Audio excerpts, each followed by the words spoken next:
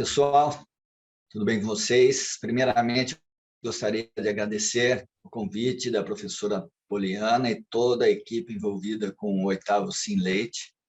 É um prazer muito grande estar aqui participando desse evento super importante. E o tema de hoje é fatores que determinam o sucesso dos índices reprodutivos em fazendas leiteiras. De antemão, já gostaria de agradecer aqui a participação de alguns alunos e colegas, principalmente o Carlos Consentini e o Lucas Oliveira e o Milo Wildbank, mas tem muito mais gente por trás dos dados que a gente vai estar compartilhando com vocês. Os tópicos que nós vamos estar tratando hoje são os seguintes: índices zootécnicos reprodutivos, para dar uma ideia do que a gente vai estar falando. Falar do período de transição, né? A transição para o sucesso reprodutivo, o desejado ciclo da alta fertilidade, o bom e, na verdade, o mau e velho estresse térmico, o efeito do touro, mais especificamente da qualidade do sêmen, aumentando a fertilidade por programas D e ATF, e fechando aí com considerações. Então, eu peguei aqui o exemplo da Universidade de Wisconsin, dados aí de alguns anos atrás, em que nessa universidade tem aí praticamente 600 vacas em leite. Lá se faz 2 ordenhas por dia apenas, porque são os alunos que tocam a fazenda, mas tem uma produção boa, 45 quilos por dia. Não se observa cio nessa fazenda, então é tudo feito com IATF. Vocês vão entender um pouco melhor qual é o manejo reprodutivo, mas para a primeira inseminação faz-se o duplo OV-Sync, ressincronizações precoces e dali para frente ao diagnóstico de gestação confirmado vazia, continua o protocolo de ATF e insemina as vacas. E a gente vê aqui, esses números são levantados pelo programa reprodutivo DairyComp 305, e vocês notem que são intervalos de 21 em 21 dias, que é a duração do ciclo estral dos animais. E, ao longo desse período, vão entrando animais que são considerados elegíveis. E, a cada 21 dias, então, são inseminadas, por exemplo, aqui, 57 fêmeas, destas 66% consideradas da taxa de serviço, ou seja, de 86 inseminou 57, emprenharam 32, consequentemente a taxa de concepção ou prenhez por inseminação é de 56%, dando uma TP21, taxa de prenhez 21 dias, de 38%. E aí, ao longo de todo o período, a gente capitaliza aqui 1.308 possibilidades de inseminações a cada 21 dias, com uma taxa de serviço média de 66%, com prenhez por IA próxima a 50%, 47%, o que é um número excepcional para esse tipo de sistema, dando uma TP21 de 31%. A taxa de prenhez de 21 dias é o índice zootécnico mais informativo que a gente pode tirar de uma fazenda. Não é fácil, precisa de programas de gerenciamento de dados, mas a gente consegue ter uma ideia da velocidade com que as fêmeas são emprenhadas, no caso de vacas em lactação, após serem liberadas para a reprodução. No caso de novilhas, a mesma coisa. Depois que a novilha atingiu peso e idade, é liberada para a reprodução. Também a gente pode calcular essa TP21. E esse número de 31% é um número muito bom, só para vocês terem uma ideia, tá? A gente hoje no Brasil traça isso como meta nas melhores fazendas que a gente trabalha. E vocês veem aqui que, neste sistema, eles conseguem ter 90% de vacas gestantes com 3 inseminações aos 176 dias em leite. Então, reprodução não é mais problema no rebanho da Universidade de Wisconsin. O que a gente tem hoje como informação mais interessante é a importância do período de transição. O período de transição é esse que compreende entre 21 dias antes a 21 dias após o parto. É o período mais crítico que vai refletir no ganho ou perda econômica de uma fazenda leiteira. Tá? Então, quando a vaca chega no período de transição, a condição sanitária dela, a condição nutricional dela vai determinar o sucesso reprodutivo dela e produtivo durante a próxima lactação. E nós vamos falar mais um pouquinho sobre isso. Então, vamos falar aqui, primeiramente, de saúde pós-parto, né, e condição anovulatória. Então, tem esse trabalho do Pedro Monteiro, realizado aqui no Brasil, em que ele separou as vacas com histórico de doença entre o parto até 50 dias pós-parto, se tiveram alguma dessas doenças aqui. E aí elas foram classificadas como vacas saudáveis, sem histórico nenhum, com uma doença ou mais do que uma. E notem que a maioria das vacas, mais de 60% delas, isso nós estamos falando de fazenda boa no Brasil, hein? Elas têm pelo menos uma doença nesse período aí, entre o parto e 50 dias pós-parto. E se a gente olhar esses animais, a incidência de condição anovulatória, ou seja, a vaca que ainda não ovulou até 50 dias pós-parto, é alta, entre 30% e 40%. Mas se a vaca for saudável, ela cicla bem melhor, mais cedo. Apesar disso, ainda tem 18% de vacas que não ciclaram aos 50 dias em leite. Então, a gente vê que problemas de saúde no início da lactação aumenta substancialmente a condição anovulatória.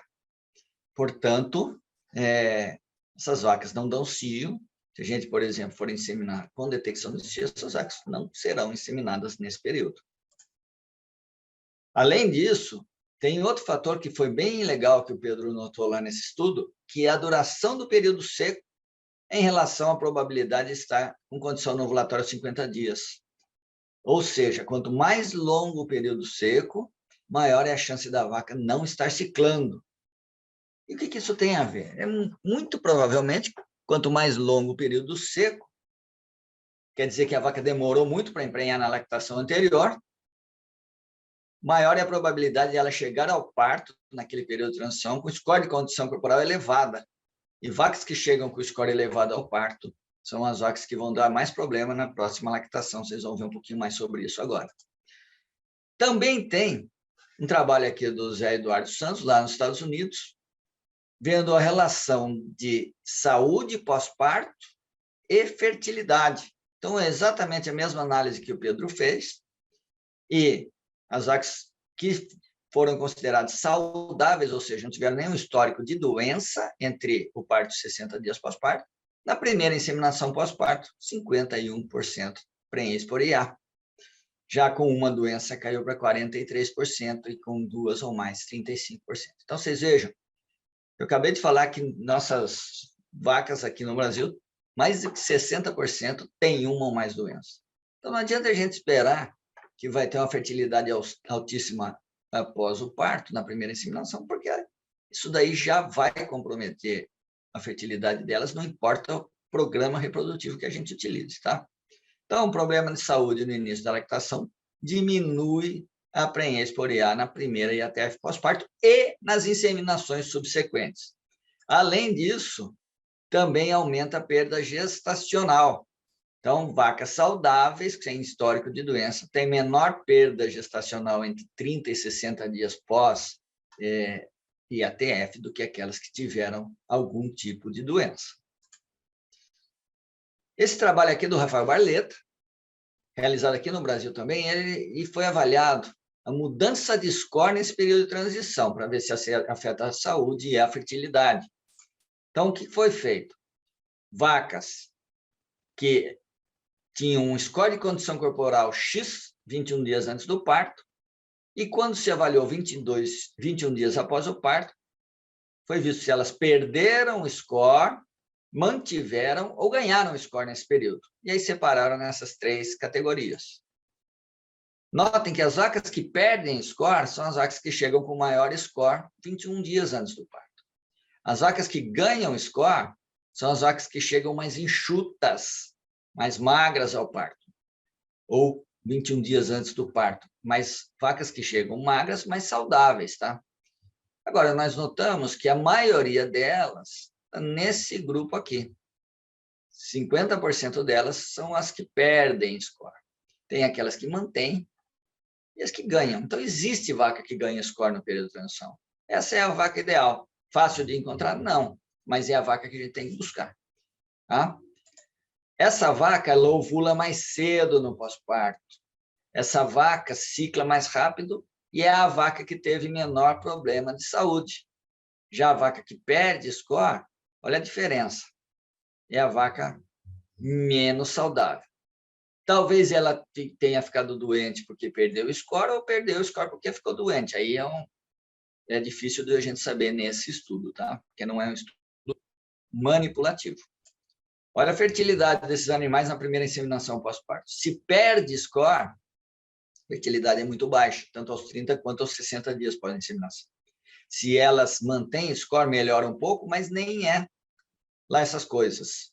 Agora, a vaca que ganha score, essa sim, tem uma excelente fertilidade na primeira inseminação pós-parto. Então, novamente, esse é o animal que a gente busca.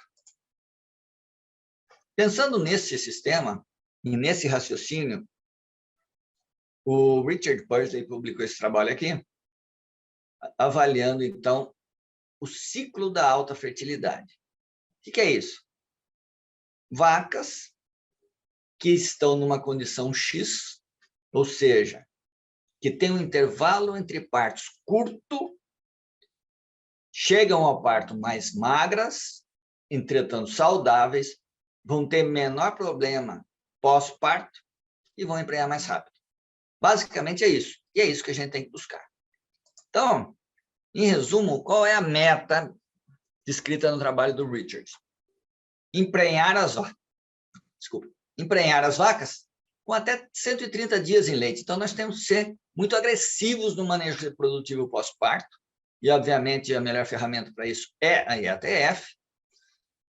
E nós vamos falar um pouco mais, inclusive para a primeira inseminação pós-parto, usando aí programas de pré-sincronização, para essa vaca emprenhar cedo. Consequentemente, ela vai ter um período seco curto, chega ao parto mais enxuta, com score aí em torno de 2,9, até um pouquinho menos do que isso. Essa vaca, então, vai perder pouco score no pós-parto, ou, de preferência, até vai ganhar score no período de transição. Consequentemente, vai ser um animal mais saudável, cicla mais cedo, tem maior fertilidade e menor perda gestacional. Consequentemente, essa é a vaca do ciclo da alta fertilidade. Vamos falar da influência aqui da ingestão alimentar, mas principalmente relacionado ao nosso tema de hoje, a gente abrange isso no artigo que mandamos aí para o evento, é o estresse térmico na qualidade do ósseo e dos embriões. Então, esse é o trabalho que eu fiz no meu doutorado. As fêmeas, tanto novilhas quanto vacas, não foram superestimuladas, então, vocês vão ver que a gente coletou embrião de ovulação natural, inclusive após cio. E, no verão, em Wisconsin, eu fiz o primeiro experimento comparando vacas lactantes com 46 quilos de leite a novilhas. Essas eram novilhas nulíparas cíclicas. Então, elas vinham ciclando naturalmente. Quando detectou-se cio, inseminamos com sêmen de alta fertilidade, confirmou a ovulação com ultrassom. 5 dias depois da ovulação, lavamos o útero para colher os embriões. E esses animais foram ressincronizados para produzir embrião mais 1 ou 2 vezes cada um. Como foi no verão, a gente avaliou aqui a temperatura corporal e sua relação com a temperatura ambiente, tanto das novilhas quanto das vacas. Essa linha vermelha aqui, 39,1, 39,2 graus, é baseada nos trabalhos aí de vários colegas, principalmente aí da Universidade da Flórida, Peter Hansen, Fabíola Paula Lopes, mostrando que acima disso já começa a comprometer a qualidade ossária.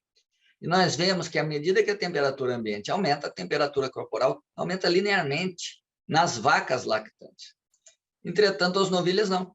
As novilhas, elas conseguem manter aí a temperatura baixa, mesmo durante o verão, sob altas temperaturas ambientes.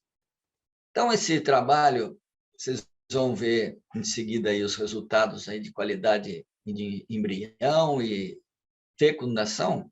Como foi no verão, ficou uma dúvida. se o que a gente observou nesse estudo foi exclusivamente graças ao estresse térmico, ou também graças à alta produção de leite das vacas lactantes, associado aí à alta ingestão de matéria seca e etc. Portanto, a gente fez um segundo estudo agora no inverno, debaixo de neve, outro grupo de vacas lactantes também com alta produção, e comparamos aí não mais a novilhas, mas a vacas secas, inclusive vacas que foram descartadas porque elas não emprenharam durante a lactação, foram inseminadas 6, 7, 8 vezes, não emprenharam, considerados repeat breeders, e aí, então, entraram nesse experimento. O delineamento experimental foi o mesmo, e aqui estão os resultados agora combinando verão e inverno. Então, mesmo sendo verão, colhemos 32 estruturas das novilhas e todas fecundadas. Já nas vacas lactantes, das 38, apenas 21 consideradas fecundadas. E dessas fecundadas, ou não, a gente avaliou quantidade de espermatozoide acessório ligado à zona pelúcida, e nós vimos que na grande maioria delas, inclusive as que o óvulo não foi considerado fecundado, tinha esperma acessório na zona pelúcida. Ou seja, mesmo no verão, o sêmen chegou lá, chegou no oviduto e se juntou ao óvulo. Mas não ocorreu fecundação, provavelmente porque o óvulo estava com sua qualidade comprometida. Já no inverno, olha, mesmo o sêmen, tudo igual, a taxa de fecundação foi muito boa, tanto nas vacas secas quanto nas vacas lactantes. Então, aqui já mostra comprometimento aí da fecundação devido ao estresse térmico. Quando a gente olha a qualidade embrionária, novilhas vão bem, mesmo em condições aí de altas temperaturas ambientes, 72% dos embriões de boa qualidade. Já nas vacas lactantes, olha, eram 32 estruturas, somente 21 fecundados, e dos 21, só 7 viáveis. Então, comprometeu a fecundação e comprometeu o desenvolvimento embrionário. Já no inverno, as vacas secas, aquelas que foram descartadas porque não emprenhavam, foi só parar de produzir leite que tiveram alta taxa de fecundação e alta qualidade embrionária. Já, mesmo fora do verão, as vacas lactantes tiveram aí em torno de 50 e poucos por cento de embriões viáveis apenas. Então, não só estresse térmico, mas também alta ingestão de matéria seca associada à alta produção leiteira provavelmente está comprometendo a qualidade embrionária desses animais. Então, guardem esse número aqui, que vai ser importante para daqui a pouco, quando a gente mostrar outros resultados. Então, 53% de embriões viáveis aos 6 dias de desenvolvimento embrionário. Ovulação natural, após cio, sem nenhum hormônio. E aí tem um trabalho aqui do Carlos Consentini, em parceria aí com Rodolfo, Alexandre Souza, Pietro, em que avaliamos o impacto da temperatura retal, o índice de temperatura e umidade, e a estação do ano na fertilidade de vacas aí, numa estação reprodutiva do Brasil.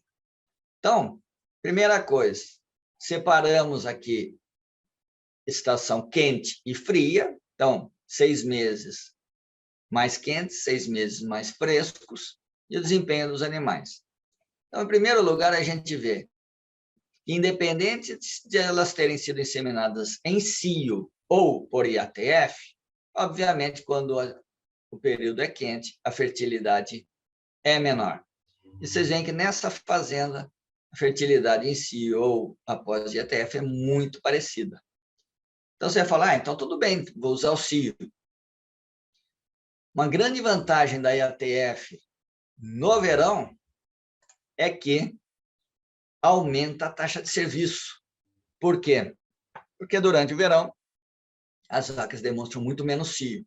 E quando a gente faz IATF, aí a taxa de serviço aumenta bastante, porque insemina todo mundo que foi protocolado, obviamente, independente aí de ter dado cio ou não. Aqui nós separamos as vacas em temperatura maior ou igual a 39,1. Lembra lá aquele número que eu mostrei para vocês dos trabalhos do Peter Hansen, da Fabiola? Então, temperatura abaixo ou acima de 39,1 e, de fato, dá diferença aí de 6 pontos percentuais na fertilidade. Né? Vacas com maior temperatura emprenham menos. Vacas na estação quente, independente se for inseminado em si ou IATF, emprenham menos. E o índice de temperatura e umidade, que é calculado juntando, né, temperatura e umidade, obviamente, foi separado entre menor ou igual a 68 ou acima de 68, e a gente vê aqui, sim, né, também 6 pontos percentuais a mais quando o THI ele é menor ou igual a 68. Né? Então, de fato, tudo isso aí interferiu na fertilidade. E o que a gente pode fazer, então, em relação ao estresse térmico? Temos que refrescar as vacas, né? Trabalhando aí com sombreamento, com aspersão, molhar os animais e ventilação. Tá? Então, está aqui uma imagem aqui da Agropecuária Jotaída, que foi uma parceira grande nos nossos estudos, com água e vento para as vacas. Isso é muito bom. Aqui são dados da Fazenda São Jorge, aqui em São Pedro, quando o sistema era de freestall, com aspersão e nebulização dos animais, também com ventiladores. E são dados aqui de fertilidade de mais de 9.000 animais. E vejam que, mesmo com esse tipo de refrescamento dos animais, no verão tem uma fertilidade abaixo do inverno. Obviamente que 24% para o verão não era ruim na época, porque as fazendas vizinhas, enquanto aqui estava 24%, elas tinham 10% de fertilidade. Né? Mas vocês notem que no inverno subia até 42%. Essa fazenda se modernizou, hoje é ventilação cruzada, e aí as vacas têm um conforto térmico muito bom durante todo o ano. Isso aí refletiu em quê? No desempenho reprodutivo. Hoje é uma linha reta, não importa o mês do ano, em média, 40% de prenhez por inseminação. Mas por que não é mais? Porque agora eles já estão usando, inclusive, mais semi-sexado, inclusive nas vacas em lactação. Então, está aí o efeito do estresse térmico e como combatê-lo para melhorar os índices reprodutivos. Vamos falar um pouquinho do efeito touro agora. Coloquei essa imagem divertida aí de propósito, inclusive, que na verdade nós não vamos falar do touro propriamente dito, nós não queremos essa encrenca na fazenda. Né? Quando eu falo efeito touro, eu estou falando do espermatozoide, do sêmen que a gente usa. Né? De preferência, eu não gostaria de ver touros mais cobrindo vaca em fazendas leiteiras, talvez nem em fazenda de corte, para ser bem sincero, né? Porque a gente tem touros provados aí, né, que a gente usa nas inseminações com resultados muito bons. Bom, primeira coisa, queria mostrar para vocês aqui a interação entre genética, né, o que é chamado de DPR, Daughter Pregnancy Rate, e programas reprodutivos. Isso aqui são dados do Julio Giordano, lá da Universidade de Cornell, 2.400 primíparas, que ele separou entre genômica de alta fertilidade, ou seja, filhas de touros com DEP elevado para DPR, genômica de média e genômica de baixa fertilidade, touros negativos para DPR. E aí elas foram inseminadas ou com protocolo duplo Av-Sync, ou então, né, para primeira inseminação pós-parto, ou então inseminadas em cio, seguido aí de protocolos normais de ressincronização, tá? Então, a primeira coisa que a gente vê é que sim, né, as fêmeas com filhas de touros com genômica de alta fertilidade emprenham mais do que as de baixa fertilidade, tá? Assim como as fêmeas sincronizadas com duplo Av-Sync emprenham mais do que as inseminadas em si. E nós vemos que esse efeito da genética, ele vale tanto para a IATF como para a inseminação em cio. Então, não é que fêmeas com genômica para maior fertilidade vão emprenhar melhor só no cio ou só na IATF. Não, é a mesma coisa. Tá? Então, hoje, nós sabemos que nós podemos escolher touros com DEP adequada para DPR, que nós vamos ter melhores resultados de fertilidade no rebanho. Então, nós temos aqui outra situação também, que é, apesar do touro ser liberado pela central, com sêmen classificado como boa qualidade pelas avaliações clássicas, nós temos touros que emprenham menos, intermediários, ou touros que emprenham mais, seja em cio, seja em ATF. E aqui são dados de uma fazenda aqui que a gente trabalha, a fazenda Tainá, em que nós levantamos dados aí de 1.833 inseminações, acho que num período de 2 anos, todas as inseminações contemporâneas, então os touros foram usados mais ou menos simultaneamente ao longo desse período, e nós conseguimos identificar touros que nós classificamos como de menor fertilidade ou de maior fertilidade. Inclusive, nós usamos o sêmen desses touros para fazer um estudo aqui, que fez parte da dissertação de mestrado do Matheus Anastácio da Silva, defendeu recentemente, avaliando aí o teste de ligação espermática em agregado célula de oviduto como preditor da fertilidade de touros. Então, o que foi feito? Com esses touros, que 3 eram considerados de alta fertilidade, 4 considerados de baixa, dados lá desta fazenda, de vacas produzindo uma média de 30 quilos de leite por dia, nós fizemos, então, esse estudo.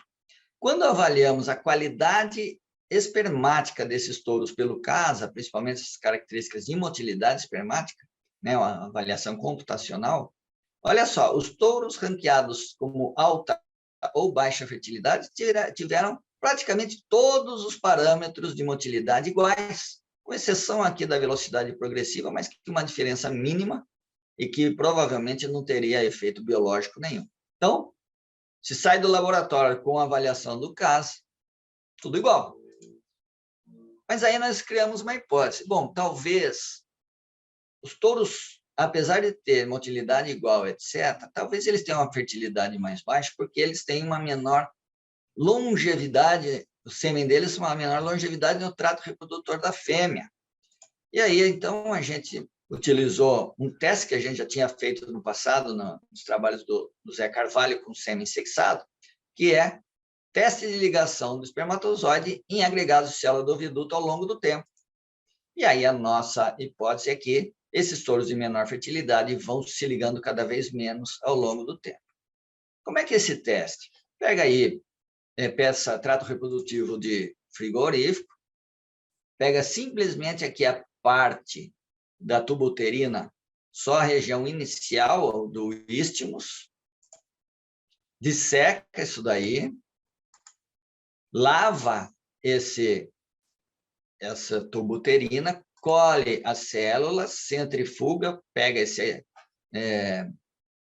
região aqui, o precipitado, coloca em cultivo para formar os agregados celulares, depois põe em cultivo junto os espermatozoides, tanto de touros considerados como maior ou menor fertilidade, e aí vai ao microscópio para contar aí quantos espermatozoides estão ligados no perímetro desse agregado. E as avaliações foram feitas com 30 minutos pós-cultivo, 12 horas, 24 horas e 36 horas.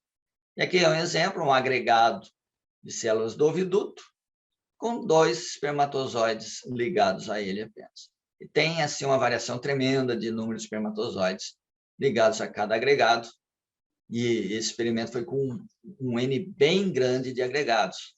E olha que legal o resultado.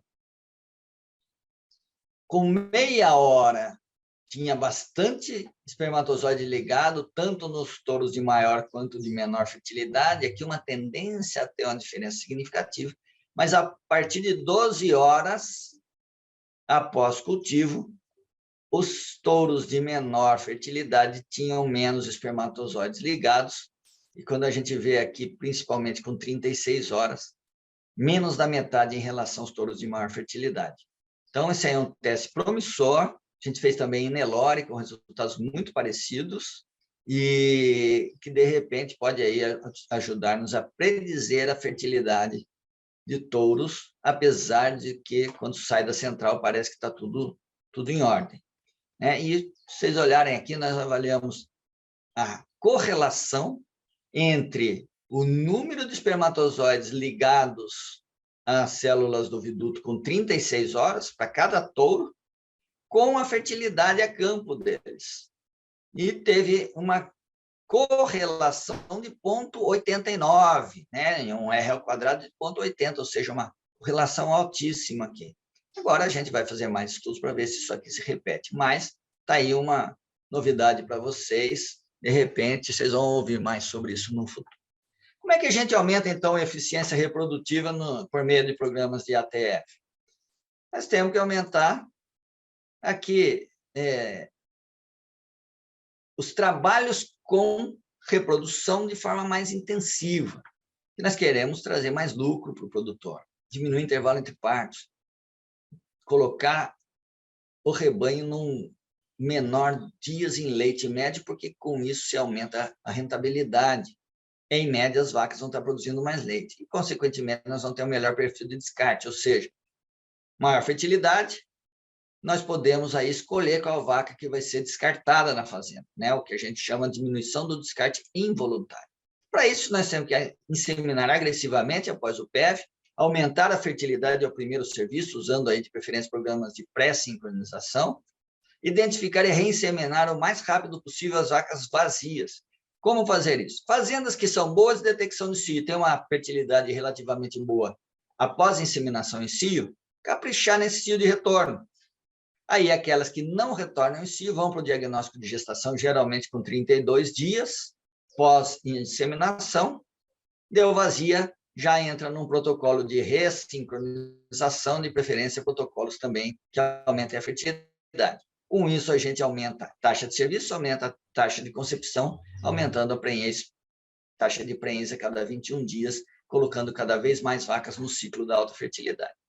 Aqui é um exemplo de como é que pode ser feito isso. Isso aqui é uma fazenda que um ex-aluno meu, Guilherme Pontes, começou a trabalhar. Então, ele fez um levantamento aqui de dias em leite na primeira inseminação pós-parto das vacas.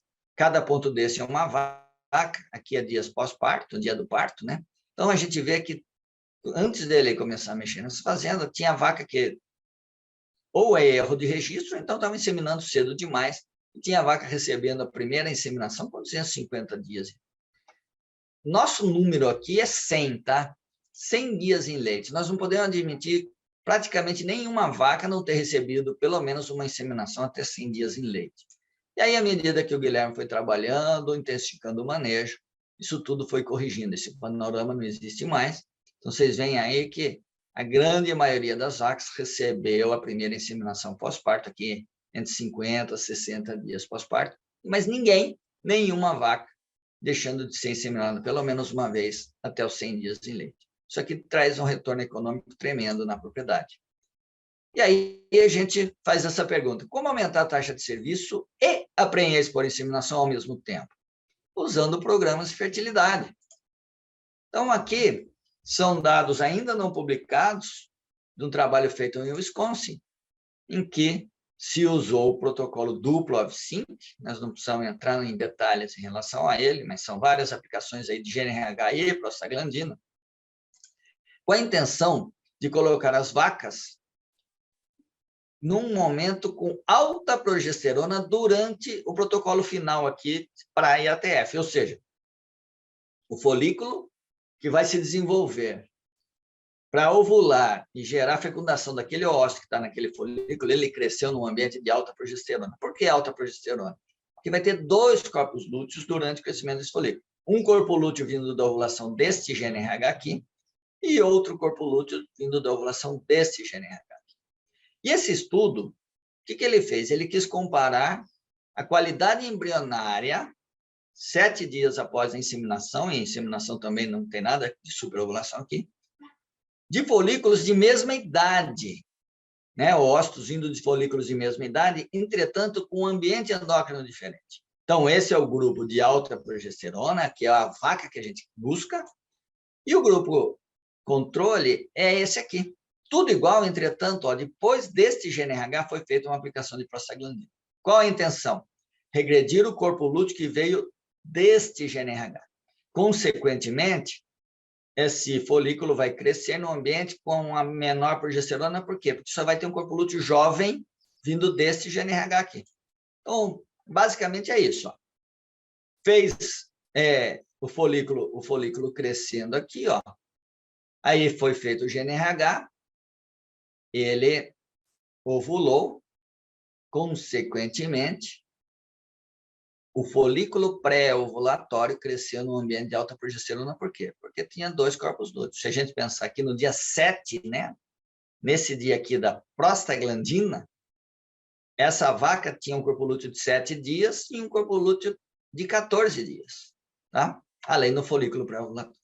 Já esta, né? Ela tinha um corpo lúteo que veio do primeiro GNRH, mas após o GNRH do OV5 final, nós fizemos prostaglandina, regredimos esse corpo lúteo, ela ovulou ao GNRH aqui, então, esse folículo pré-ovulatório cresceu só na presença desse corpo lúteo de 7 dias, aqui, esse corpo lúteo jovem, porque o outro a gente já tinha eliminado. E aí, então, ao se colher os embriões, primeira coisa, taxa de fecundação igual, não muito alta, não deu nem 80%, mas tudo bem, o que importa é ver a qualidade dos embriões. E, de fato, né, mesmo vacas de alta produção, quando o ambiente endócrino é corrigido e o folículo cresce sob alta concentração de progesterona, 87% de embriões viáveis, de boa qualidade. O outro grupo deu 62%. Lembra no meu trabalho de doutorado que era 53% quando tem ovulação natural? Olha aqui, subiu para 87%. Só 8% de embrião degenerado nesse grupo aqui. Obviamente que esse estudo não foi feito no verão, né? Aí, quando tem estresse térmico, não tem protocolo que faça milagre, tá? Mas, então, hoje nós temos um protocolo reprodutivo, ou mais, que eu vou mostrar para vocês, que conseguem, sim, produzir embriões de alta qualidade em vacas de alta produção leiteira, colocando aí alta fertilidade nesses animais. Uns alunos do Paul Frick, que é de Wisconsin, e o Paulo Carvalho, foram lá para Portugal e fizeram um trabalho muito legal. Eles compararam, então, a fertilidade das vacas em sistema freestall, submetidas ao duplo OV5, versus vacas sincronizadas para detecção de cio e inseminadas em cio. Então, eles compararam a fertilidade desses animais com o mesmo dias em leite, tá? Então, é uma comparação justa. Metade das vacas entrou aqui, metade das vacas entrou aqui. E olha que legal. Obviamente, quando você faz IATF, a taxa de serviço é 100% na primeira inseminação, porque todo mundo é inseminado. Já quando, mesmo sincronizando aqui para cio, teve aqui em torno aí de 22,5% de vacas que não foi detectada em cio. Então, a taxa de serviço caiu para 77,5%, uma diferença de 29%. O duplo OV5 emprenhou mais. Das inseminadas, emprenhou 49%, enquanto que no cio, das inseminadas, emprenhou 39%. E aí, aqui a prenhez acumulada aos 33 dias, né? Então, inseminou 49, inseminou 100, emprenhou 49, está aqui 49%. Aqui, das 100 fêmeas que estavam para serem inseminadas em cio, inseminou 75%, com a prenhez por IA de 39%, ou seja, as vacas prenhez foi só 30%, ou seja, uma diferença de 64%. Então, um programa reprodutivo de alta fertilidade, ele não só aumenta a fertilidade, como ele aumenta a taxa de serviço e, consequentemente, a TP21. Muito bem. Mas isso aí é Portugal, Europa, Estados Unidos e no Brasil. Aqui, ó, dados do Tiago Ferreira, do Concept Plus Leite, mostrando que também no Brasil, em holandesas, pelo menos, né, quando o gado é mestiço, isso daqui não necessariamente acontece, às vezes até o contrário, vacas em cio, de menor produção leiteira, às vezes emprenham mais do que vacas submetidas em ATF. Mas gado mais especializados, ó, mesmo no Brasil, principalmente no verão, se é inseminada por IATF, emprenha mais do que inseminada em cio. E aí nós temos aqui o que a gente chama de programa Exalc-Sync, é um protocolo, um programa reprodutivo que a gente montou para a primeira inseminação pós-parto e depois tem para outras inseminações, que consiste numa pré-sincronização Em vez de usar o Off-Sync, a gente usa aqui um implante de progesterona usado por 7 dias, na retirada da prostaglandina e cipionato. 10 dias depois, GNRH com implantes D7 e D8 prostaglandina, cipionato na retirada e 2 dias depois IATF. Tá? E dose dupla de GNRH nesse momento aqui do D0. Comparando os resultados desse programa reprodutivo com protocolos convencionais, em 4 fazendas aqui que a gente levantou os dados, todas elas, nós vemos aí que o programa da Exalc, ele aumentou aí de 19% a 53% a prenhez por IA comparado com o convencional. E agora nós estamos fazendo aqui um experimento na fazenda Céu Azul, comparando o duplo Off-Sync com o Exalc Sync. Esse que eu acabei de demonstrar, com o protocolo que foi desenvolvido lá em Wisconsin. Né? Esse daqui só usa prostaglandina e GNRH, não tem implante de progesterona. Nesse D0 aqui, de ambos os protocolos, dose dobrada de GNRH, de acetato de buserelina. Tá? E esse daqui, obviamente, a gente usa implante na pré-sincronização e durante a sincronização. No duplo Off-Sync, não. Com aqui um período de espera voluntário de 61 dias. E aí? Pergunta, será que o duplo Off-Sync funciona no Brasil? Será que esse protocolo que a gente desenvolveu aqui na Exalc vai bem nas fazendas brasileiras? Aqui é o resultado. Né? Resultado parcial ainda, o experimento está em andamento. Olha que legal. 51% a 52% prenhez por IA com 30 dias, entre 42% e 45% aos 60 dias pós-inseminação, com uma perda gestacional de 16% a 18%, o que é normal para as fazendas brasileiras, infelizmente. Mas os índices são muito bons, muito acima da média, ou seja, duplo Off-Sync funciona? Funciona. Nós temos um programa reprodutivo que dá alta fertilidade em vaca leiteira? Temos. Então, se a fazenda se ajudar, reprodução não vai ser mais problema, tá? Então, para a gente fechar nossa conversa aqui, importante a gente ter a visão holística do sistema de produção. Nós temos que traçar como meta uma taxa de prenhez a cada 21 dias acima de 25%. Então, o que a gente quer? Na primeira inseminação pós-parto, trabalhar com programas reprodutivos, de preferência com pré-sincronização, para ter mais de 50% de prenhez por IA, com 100% de taxa de serviço. Nas subsequentes, uma meta aí de pelo menos 40% de prenhez por IA, com inseminações agressivas, seja com detecção de cio ou ressincronização. Se a fazenda não é boa de detecção de cio ou não tem boa fertilidade com detecção de cio, de repente a gente até considera a possibilidade de fazer programas de ressincronização mais precoces, ou seja, a gente inicia a ressincronização sem saber se a vaca emprenhou ou não da IATF anterior. Isso daí aumenta a taxa de serviço, aumenta a prenhez, a taxa de prenhez a cada 21 dias. Então, a gente quer, aos 150 dias, em leite, ter pelo menos mais de 80% das fêmeas prenhes. É possível? É possível, tá? Muito bem. Só que nós temos que ter cada vez mais vacas chegando ao parto com score intermediário. Essa é a vaca que a gente busca. A gente colocou aqui entre 2,75 e 3 a meta de score nesse período de transição. Por quê? A vaca que chega muito magra, essa é encrenca.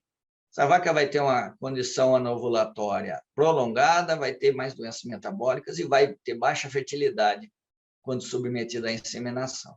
A vaca que chega mais obesa ao parto, ela vai perder muito score após o parto, nesse período de transição. Essa fêmea emprenha menos na primeira e subsequentes inseminações pós-parto. Agora, a vaca que chega com score intermediário e ganha score nesse período de transição, ela vai ter alta fertilidade, menos doenças, cicla mais cedo. Essa é a vaca do ciclo da alta fertilidade. Tá? Obviamente, nós temos que nos ater a outros fatores importantes, né? Trabalhar para diminuir a condição ovulatória, criar rotina no manejo reprodutivo, ter consistência, olhar a fertilidade dos touros, como eu falei para vocês, né? Acurácia no diagnóstico de gestação, trabalhar com seleção genética para saúde e fertilidade e olhar touros aí positivos para DPR, Obviamente, trabalhar com nutrição, manejo adequado, principalmente no período seco e de transição, emprenhar as vacas cedo para terem um período seco curto, chegarem enxutas ao parto. Consequentemente, nós vamos ter vacas mais saudáveis, com menos doenças, obviamente, fazer manejos aí de vacinação, diagnóstico de doenças, tratamentos, etc. E trabalhar em instalações para diminuir o estresse térmico e dar mais conforto para os animais. Fica aqui o meu convite para vocês visitarem esse paper que a gente publicou, uma revisão bem legal, na revista Animals, trata de todos esses assuntos aí. Então, está aqui a referência, acessem esse trabalho, vocês vão curtir, eu acho que vai ser bem legal, bem informativo, tá? Publicado aí em parceria com o Carlos Consentini e com o Milo Wildman. Ao final, aqui gostaria de convidá-los a visitar o nosso Instagram, lra.exalc, tem bastante publicações, postagens interessantes no gado leiteiro, mas também tem no corte, depoimentos de alunos, ex-alunos, estagiários, etc. A gente está aí bem feliz, com bastante seguidores. Então, se tiver oportunidade, visitem lá. E, por fim, eu gostaria de agradecer mais uma vez a toda a equipe do Sim Leite, na pessoa da professora Poliana, pela oportunidade de estar aqui trocando ideia com vocês. E, obviamente, agradecer aqui toda a equipe, alunos, colegas, ex-alunos, parceiros do campo, de empresas, as fazendas, os órgãos de fomento à pesquisa, as empresas que têm ajudado bastante a gente aqui com hormônios, protocolos, sêmen. Então, eu coloquei aqui a GlobalGen, que é a que financiou os principais experimentos que eu mostrei para vocês hoje, mas agradeço a GlobalGen em nome de todas as empresas parceiras aí, que têm ajudado muito a gente nos nossos estudos. Então, com isso, eu encerro aqui a minha apresentação, e se vocês tiverem dúvidas, depois na mesa redonda a gente pode conversar mais. Um abraço a todos e, mais uma vez, muito obrigado.